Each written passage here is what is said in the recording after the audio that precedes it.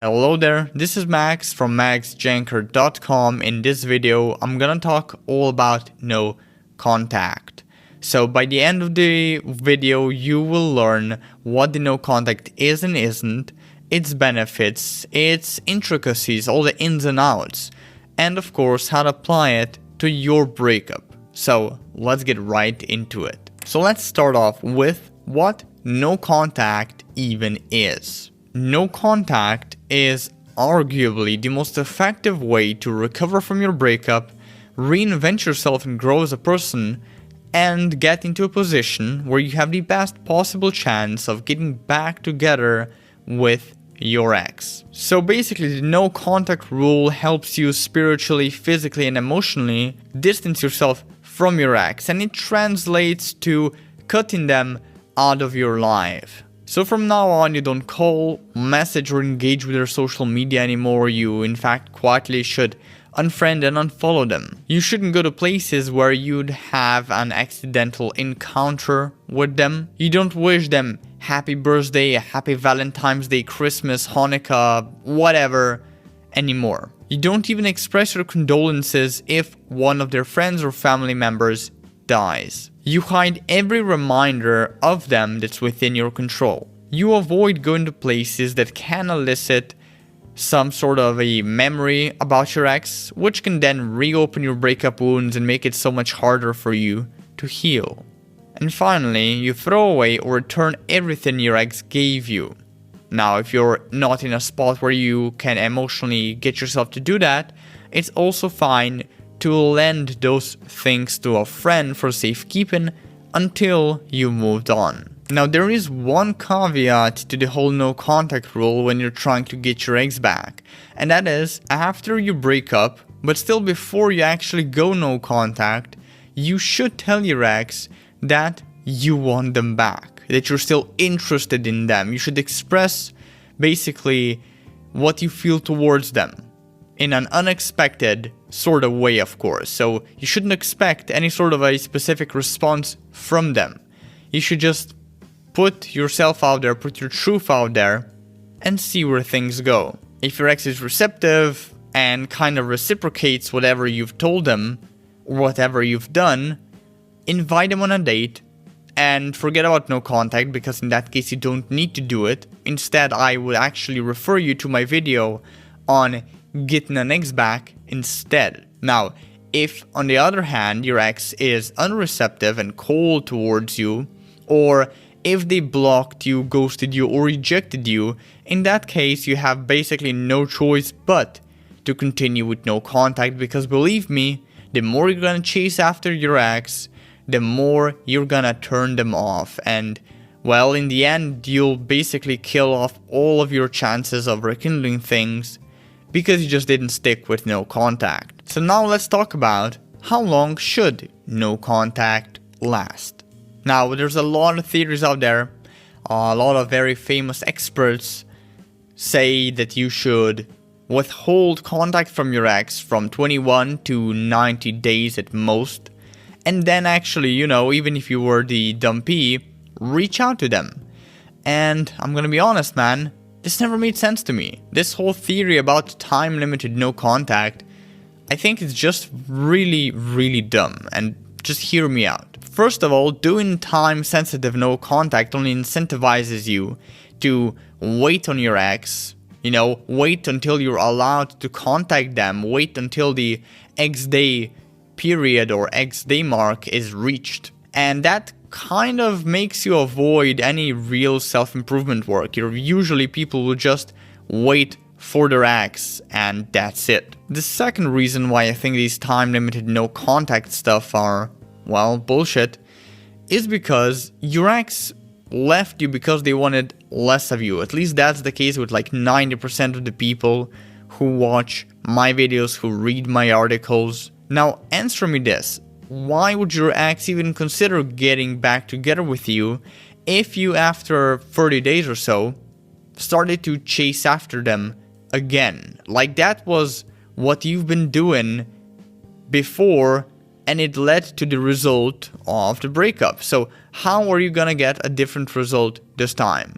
Spoiler, you're probably gonna get the same old, same old. Now, the last reason I think time-limited no contact is BS is because it's just fucking annoying that if I right now reject you, you're gonna start crawling back to me in 30 or 60 or whatever days. It screams you're desperate. It screams anti-mystery, and mystery is attractive. It makes me feel like you don't have anything better going on in your life than trying to rekindle things with me. It basically tells me you don't have life probably at all. And again, like, these things are all massive turnoffs.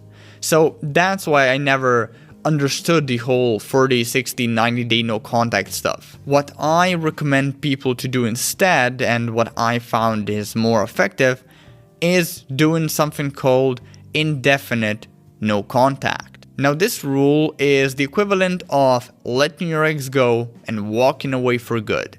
Basically, after your ex dumped you, you don't ever contact them anymore. You literally cut them out of your life. The only time you should and could give them another shot at rekindling things is when they contact you first. Now, I get that this sounds counterintuitive, but believe me, it's the most effective way to get an ex back, because the best way to get someone's attention is to remove yours. Now, if you're still wondering why all of these other experts on YouTube are telling you things like 30-day, 60-day no contact periods, it's because it's what you want to hear. It's because that information sells. Making you feel good, giving you false hope, and giving you easy solutions even though they don't work, it just sells way more ex-back courses and coaching calls than telling you like it is, which is you shouldn't contact your ex after your breakup at all. Now let's go and talk about when to not use the no contact rule. Now, this is the case in cases where you have kids with your ex, where you still live together, or where you work together. In those cases, you need to deploy what's called modified no contact. Now, the difference between the classic and modified is that in the modified, you're allowed to contact your ex, you're allowed to communicate with them.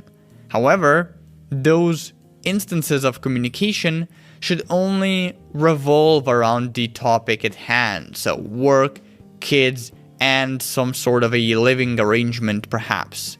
And your conversations should be businesslike, to the point, and should end as soon as you make some mutually beneficial agreement or decision. Now let's talk why the no contact rule is so effective when it comes to getting your ex back. Now here's the deal. When your ex broke up with you, they basically subcommunicated two things.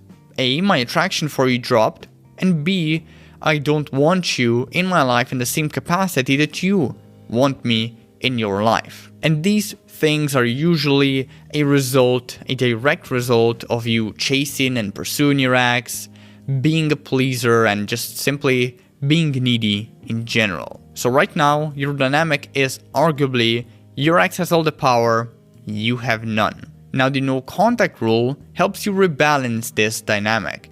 It prevents you from chasing and pleading and begging them to come back any further, and basically making any stupid reattraction mistakes that could screw up your chances. And on the flip side, it sparks your ex's curiosity, makes them therefore more likely to miss you and think of you, and ultimately reach out. Now, if your ex did eventually reach out while you were in no contact at some point, your relational dynamic has shifted in your favor, and how to move forward from there on out is your call. Just know that while no contact does contribute to getting your ex to reach out, it doesn't contribute to actually getting back together with them and keeping them. That's what self-development is for, self-improvement. And we will talk about this a little bit later.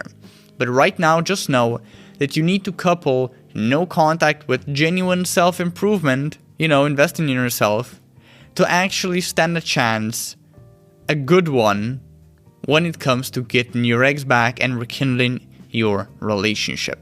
Now, just as no contact is very effective when it comes to getting an ex back, it's also very effective when it comes to general breakup recovery. Now, no contact has a lot of benefits in terms of healing from a breakup. However, let me just go over some of the most glaring and common and most well-documented ones.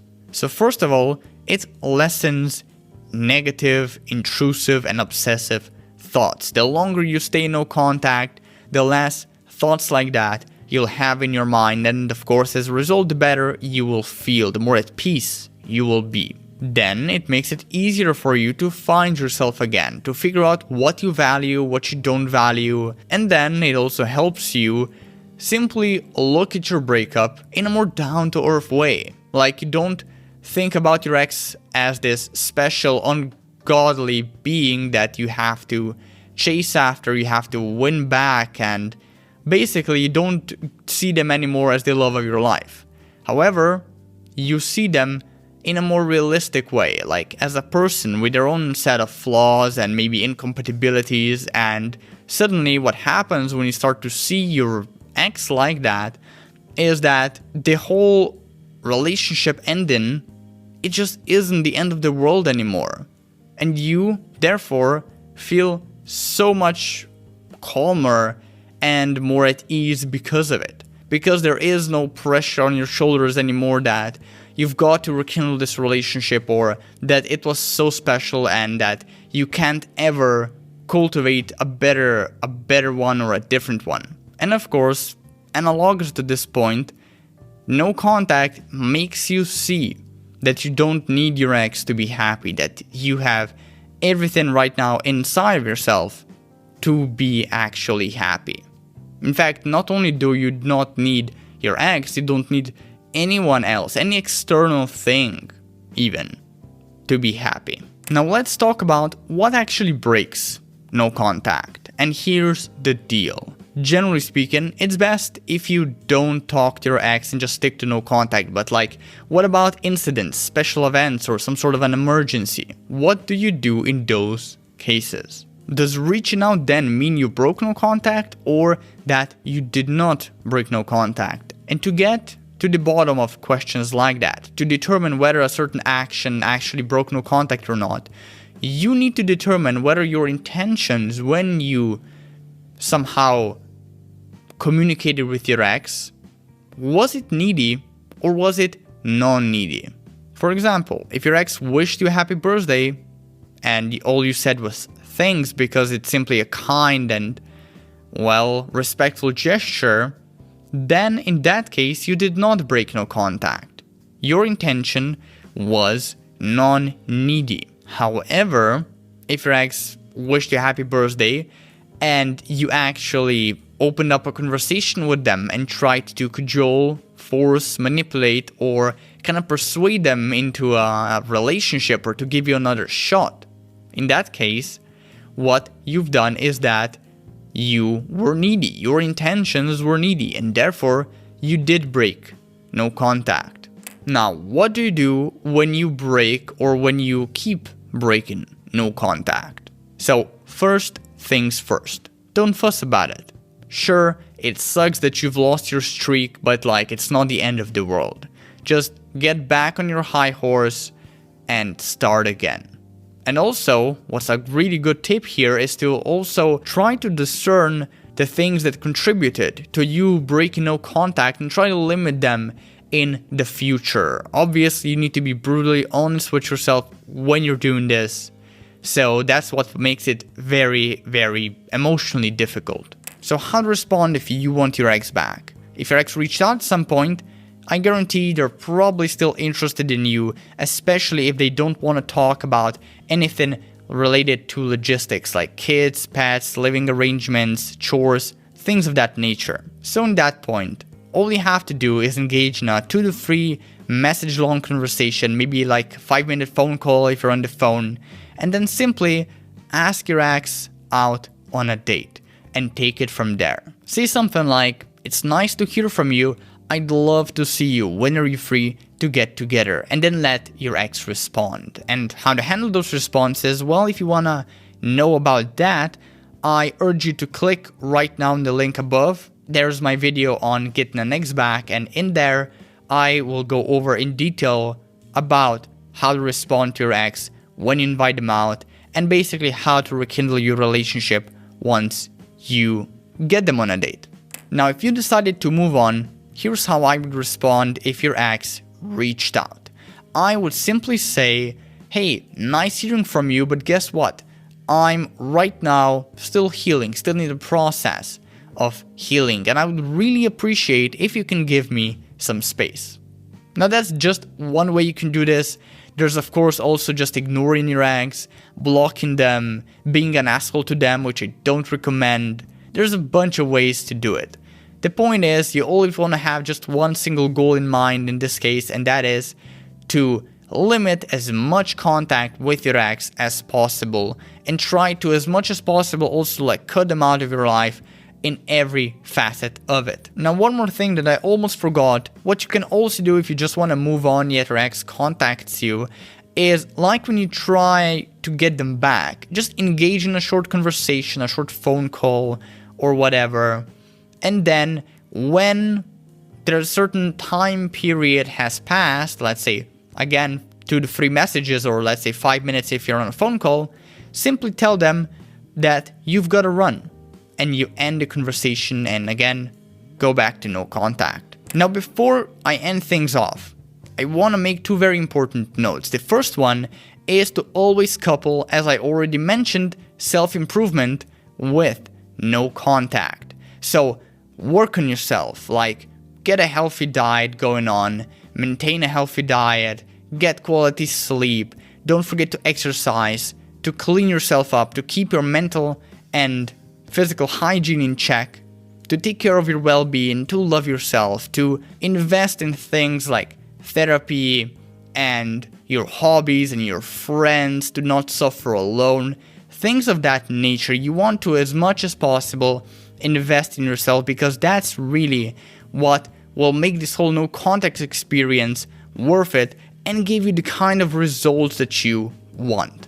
And finally, the second thing I want to talk about are intentions. So a lot of people who are watching this video, they want to get an ex back. They're not doing no contact because they simply want to move on, or because they simply want to cut contact with a unhealthy friend. They want to get their ex back. So I'm going to give you like one of the most valuable pieces of advice that I wish I knew when I was trying to get my ex back. And that is, the point of no contact isn't to win your ex back. The point is to actually win yourself back. Getting your ex back is only the side effect of winning yourself back. So think about it. That's what no contact was always really about. Not getting an ex back, but getting yourself back. And it will help you achieve this if you apply everything that I talked about in this video. So good luck. And that's it. Share, like, subscribe to the channel, and if you need more help getting your ex back, I sell a Get Your Ex Back course called the Radical Reattraction course that you can get on maxjancar.com/x. And don't forget to enter the promo code VIDEO to get 10% off the course. And with that out of the way, I'll see you later. Peace.